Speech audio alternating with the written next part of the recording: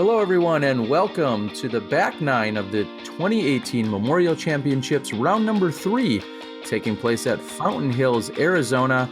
I'm joined by Valarie Jenkins, 4-time world champion and champion of this event. Val, how many times have you won this? Oh, you should have asked me beforehand. I don't know, a few times. I love coming to this tournament. I'd been there, I think, for 15 years in a row. This is one of my first years to actually not be there. 1 year I missed it because I was injured, but I love coming to it. You always want to be someplace warm when it's March. You do. Well, we missed you this year. We know you're taking care of some family, and here we are in the Disc Golf Pro Tour kicking things off. And DGA, thank you for being a proud supporter and sponsor of the Pro Tour. And Sarah Hokom had birdied hole 9, the Peninsula, to finish out the front 9. And now here we are over on hole 10, 381 feet. This needs every bit of the pull that you can get on it, and probably a tricky putt. Yeah, that was a tricky forehand to throw, but Sarah Hokom can make those shots happen. You can see Jessica, she chose the backhand right there, and it really involves a huge crush. So Paige was showing them how it's done, and the crowd loves it. We saw Paige with a great putt on the opening round here on at Fountain Hills, hole number 10, and Jen Allen's is a little bit, looks to be a little bit low.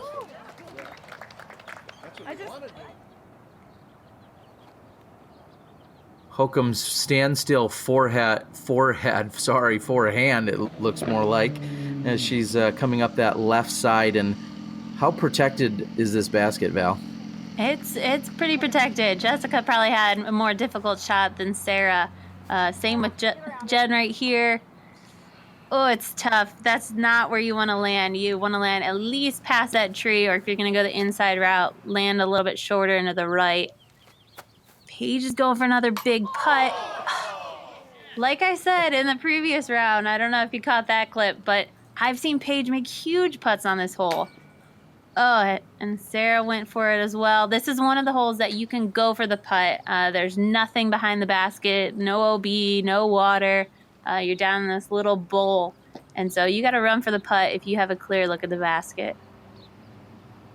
I think that's a great point, is that you can be very aggressive here because it really can't get up and roll. It can't find OB. It's in this little indentation in this lower lying area. So aggressive is definitely the word here. And we saw, as you said, Hokom not able to get up and down. She's looking at the bogey. I still don't know how Paige made it through that tiny little window and grabbed the top of the basket. But this is Weese to save her par. Oh, that just barely made it in, but it's in, and that's all that matters on the scorecard. She's just sneaking it in there. And even on the short putts, Hokom's still contending with that tree. Yeah, that's a tough one to get a bogey on, but if your drive isn't putting you in the right spot and you really just don't have an easy upshot, a bogey can happen on that hole, and that's unfortunate to start off that back 9. And as of right now, we see that Paige has a 3-stroke advantage as we're moving here into the back half of this course. Man, you can see right there, that's how strong Jessica's sidearm is. You can choose sidearm and backhand depending on the shot, and it's amazing to have both those options depending on the hole, and both of them very strong throws. And Paige looks like she's even with the basket just about. 390-foot hole. Let's see if Jen can follow it up. And hers is starting to fade out. She's lucky it checks up where it did, because a little bit more on that, if you have the nose up, you can easily find the OB sidewalk. So if you misfire, you got to make sure that you still keep it far enough to the right. And turning that one over is Hokom, and she's flirting a little bit. That gravel area is out of bounds, and she comes up just short of it. So she's going to play from right there without a penalty. Yeah, that's a sneaky little gravel pit. You just assume that it's going to be the sidewalk that's out of bounds, and that's not even something I think about, but it really does jet in right there. And Weese with a good run, and she's really fortunate that didn't find an edge and roll even further. Oh, yeah. I've seen that putt before. I've done that putt, and it's rolled back to me before. And you do not want to do that putt again after that happens. And same thing for Jen there. I mean, you want to be aggressive and run this, but you can find...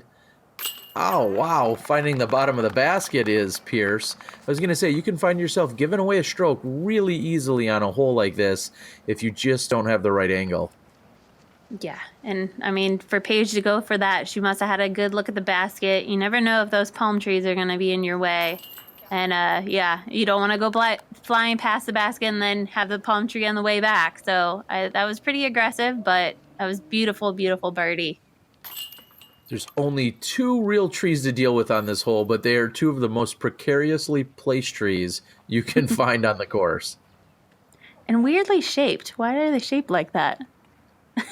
I never thought about that before. But see, if Madison Walker was here and she was doing the commentary, I'm sure she'd know something about it. She will. Maybe I'll have to ask her. She graciously helped me out during round number 2, and as Hokom is fully outstretched, this is a really uncomfortable putt for her just because of the way she normally putts.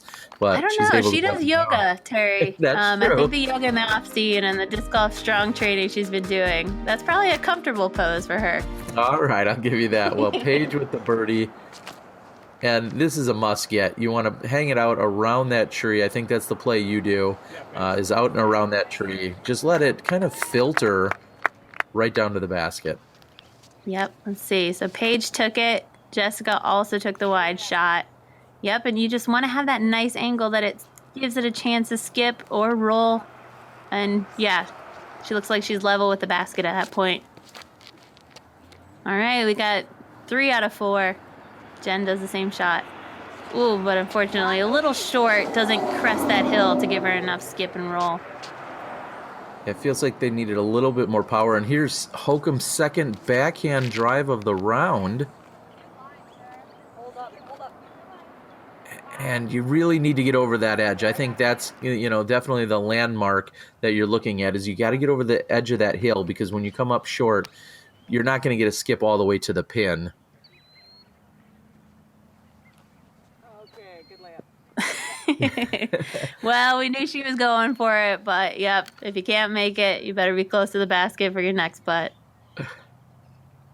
I think Weese was about to bend down and pick her mini because she thought she just took the birdie, and that one slid out on the left side. And this basket must not like these putts here. Man, I've seen Paige putt a million times, I swear, but that one again looked a little fast. She just didn't hold her hand out there that extra second for that reach. She kind of dropped it. She pulled back and dropped it, and it just didn't fully extend. So I think that's what happened there. It's funny watching disc golf. I mean, I'm always out there and it's just on the course, but when you see people play for so many years, you know their routine and what they do. And, I could tell Nate what he's doing wrong in his round, even if he doesn't want to hear it. But, just watching somebody, you can see what's happening and you can try and help them the best you can. Well, and speaking of help, Rick, our cameraman, who's worked so hard all weekend, and a huge shout out to him, just unfortunately couldn't get out of the way of that one in time. And I think it actually helped her shot a little bit. It was otherwise going to carry on and go deep of the basket. So she's going to be looking right at it. Meanwhile, Weese comes up short and left. So when something like that happens, the player just plays it where it lies. I mean, that's so unintentional. And if it is the player that threw the disc that gets in the way, I believe a stroke is involved. But when you hit a spectator or a cameraman in this case, no additional strokes are added. Just a few apologies, and maybe Paige will throw him a tip or something. Yeah, she's going to be looking at a birdie look here. I think she would have had about the same distance, but she's got a birdie look. It's just that she was on the flatter ground. I think she would have been down a little bit further, about the same distance. But she doesn't capitalize either way, good or bad luck. She doesn't capitalize. She's going to take the par if she converts, and Hokom struggling, trying to beat that one down, saying, get down, get down. She's got some physical comedy when she's out there. She really feels that those discs are following her body language, and she You creates a definitely got to get relationship into with it. them. Yeah. I love it. Meanwhile, we just saw the birdie a moment ago by Jen Allen. It looks like she's going to be the only one to birdie here, which is somewhat surprising. And speaking of putts, Jessica Weese's putt looks different this year than I've seen in previous years. It is. Yeah. I was waiting to see if you had noticed that as well. I thought I had. It seems like that short distance, she's got kind of a totally different release, and I'm not sure that I know what's going on. She's obviously something she's been working on, but it's definitely a different release, and you see it right there, more of a shuttle. So we'll see how that pans out over here. Sure. Anyway, Jen gets the birdie, and we'll listen to a word from our sponsor.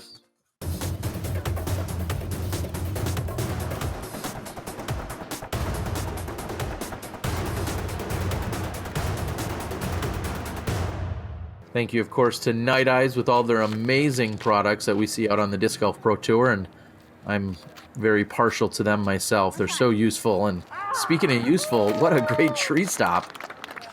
And body language as well. I mean, Jen really followed that shot and executed it exactly on the line that she wanted, and that was near perfect. Unfortunately, Paige had a little wider release than she wanted, and it's just not going to work hard enough to skip back to the basket. Just like we saw back on hole 12, it's all about the angle here, and 13 as well. If you don't get over a certain landmark or a certain spot in the fairway, you're not going to get to the pin, and there's a great example. If she were 10 feet left and hit off, say, the top of that little mound, she would have probably gotten a much larger flare skip and probably been much closer to the basket. So sometimes a few feet can actually mean 6 to 10 or 20 feet in a skip. Absolutely. And if you hit the right patch, I mean, you hit one of those brown patches on the top of the hill or one of these darker green patches, that makes all the difference as well. If you want to get that specific out there. Not like you can really dial that in, but maybe somebody might claim that. And this one's very, very protected. You've got this electrical box of sorts in the way. Then you've got this tree that overhangs. It reminds you a lot of hole 10, but oh my. No big deal. Paige is just going to run that one down from outside the circle. That was incredible. I mean, yeah, I don't know how far she was away from the basket, but she knew it was absolutely going in. I think I actually saw that she had commented on Facebook after this round saying that I called it. I told my caddy I was going to make this. It's a tricky shot between the tree. OB maybe if she went too long, and she knew it. I mean, she knew it as soon as it left her hand. And Jen Allen with a boring park job birdie as opposed to what we saw from Paige. And that's Robert the Hare McCall on the bag for Paige Pierce of Dynamic Discs. I thought that was your nickname, Terry. You're not the Hare? I'm not. You got many other nicknames. I heard Nate calling you. I did. I heard you were influencing some of that. So I will thank Nate for joining us during the live broadcast. It was a very welcome change-up. And Paige is able to crush here. They're yelling for it to get in. She's not quite that far, but she's putting on a 426 slightly uphill hole here. I've seen Paige go OB long many times on this hole, and so it's awesome to see her park it. And yeah, just to have that distance to throw 426 feet when you wanted to. Yeah, I wish I could pay her to throw a few shots for me like that. Well, she's got an advantage here when you're looking at this hole, like just one that she can get to that most women in the field can't get to. So to even have a birdie look is great, as Sarah's going to have to just play that little backhand approach shot. That's kind of surprising to see it. That seemed still within her normal forehand approach range. Yeah, but then looking at the hillside there, forehand angle, it would carry down the hill, whereas the highs are right there, hit the side of the hill and stuck pretty good for her. You don't want too much skip or roll or anything. Again, another tricky basket placement. Wow. Nice, Paige. Yeah. There's another birdie. That is definitely another bonus birdie out there on the course. Yeah, most women, and if we check the stats, I don't have them in front of me. Of course, udisclive.com is where you can find those. I'm willing to bet she may have been the only birdie in the field that entire day, possibly throughout the weekend. It's that much of a bonus here on hole number 15. As the rest of the women are cleaning out. We'll be back after a word from our sponsor as we check the scores. Paige Pierce trying to pull away. She's got the last two and now has a 5-stroke advantage over Jennifer Allen. So you just walked into a disc golf store. Look at all that sweet plastic. So many new discs to try. What if you don't like this new disc? Rest easy. When shopping at any of our buyback retailers, if you are not completely satisfied with a disc from Dynamic Discs, Latitude 64, or Westside Discs, bring it back within 14 days with proof of purchase and we will replace it with whatever disc you want in the store, no matter the brand. It is that simple. Now get out there and play some disc golf. Check out dynamicdisc.com/retail to find a buyback retail partner near you. And what a great service by Dynamic Discs. I'm going to go in there and buy like 100 discs and just throw them all and then return them if I don't like them. You can do that. I'm sure you'll like them, though. All right, there's a great drive by Pierce. Yeah, and this is right in Jen. Oh, and in her wheelhouse. At least she made the Mando there, but that's not going to be an easy birdie putt. And this is a great one. You're really just throwing it out there. I don't want to say at any angle, but you could get this one there all the way there in the air, or you can play the skip, depending on what you want to do. And a third backhand tee shot here by Sarah Hokom. That's her third tee shot of the round backhand. I know a lot of people give her a hard time about it, but she unfortunately misses the Mando, so she's going to go to it again. Hey, it's definitely not her strongest throw, but it's impressive how many times she'll pull out a backhand. And for any player out there, you gotta incorporate these different throws into your game. And, sometimes at the biggest tournaments of the year, you might have to use them. And she's finding more opportunities to use the backhand shot. Wow. So although maybe not quite as close as she wanted, she makes up for it with a great putt. Jessica's got a much shorter look at it. No problem. She'll take the birdie. So missing the mandatory and then not getting fully up and down right away is really going to punish her. She sees the other three women in the card all take birdies. Meanwhile, Sarah going through her routine and walking away with the double bogey. That's going to make hole 17 that much longer at 468 feet. Yeah, and lost 3 strokes there to Paige and the rest of the ladies. So that's a tough go on that one. Ending the round with a couple more strokes out of your scorecard is never a good thing. And this time, Paige says, I'll go right over Rick's head. He said he was standing out there and he didn't necessarily know exactly where to be. He's like, I wasn't expecting somebody to put it clear over my head. And so great camera work there, Rick. Rick, I'm going to have to introduce you to Paige Pierce. Exactly. That's what she does. She certainly does. And Jen is short and left of this one here on hole number 17. Yeah, she's probably not too happy with that one. Jen crushes. She has the distance record right now, the world distance record, and she can throw this far, especially on a hole like this where it's downhill. It's very approachable for somebody that throws as far as she does. Just like we saw a few holes ago, unfortunately, Hokom turning that one over, and that's just going to make this 468-footer that much more challenging. Everyone else is going to have relatively easy and short approaches, even to look at a putt, and Hokom's working a little bit harder than the rest of them. And it looks like a beautiful day. It looks really calm. It's only you standing in the way of how well you're going to shoot out there. These are the kind of days that you can just really put out a great round when you don't have to deal with the elements. That's a great way to put it, as Paige just squeaks it in.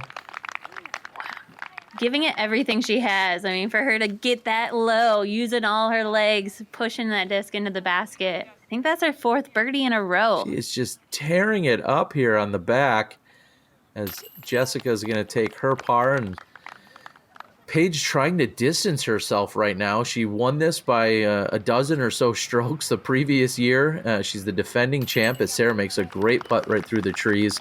And here we are on what many consider moving day, and she's going to move into the final round with a significant advantage if she keeps this up, as Alan taps in.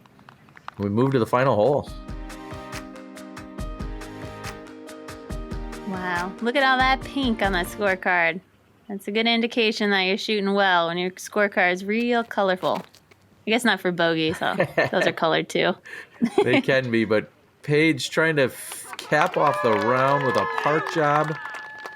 Yep, that's what you want on that last hole. They shortened the basket on this tee, or on this hole 18. Still, you have the water that comes into play, but it's 291 feet. That's definitely within their distance. All these ladies have a good birdie run at this shot. Looked like Weese might have almost slipped a little bit on that tee, but still very a great outcome here. The other basket, I believe, comes in at 400 feet. And at 400 feet, you would see a lot of people play out to the middle, lay up, and walk away with a 3. Here, I think someone could easily still find the water with an errant shot or a sidewalk, or they could be next to the basket looking at a birdie putt. So I do love the slightly different basket here, as Jen gives that one a run. Yeah, I like it as well. I think it's nice to see these ladies have these birdie opportunities, whereas I would typically throw my drive to about that place and I'd be really happy with it, but I'd still have a really far up shot. And so we'd get a lot of boring 3s. And you have to stay safe on this one. There's no other option. That was a beautiful birdie. I bet Sarah's happy to get the birdie, but unfortunate how the last few holes went for her round.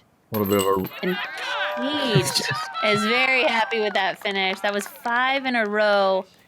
Nice birdies on the back, killing it. I think 6 birdies total in that final 9. Very impressive. The hair giving her the high five. I want to thank you again for joining us, Val. It's been a great round number 3. We're moving into the final day at Vista on Saturday. We'll see you then. Thanks again.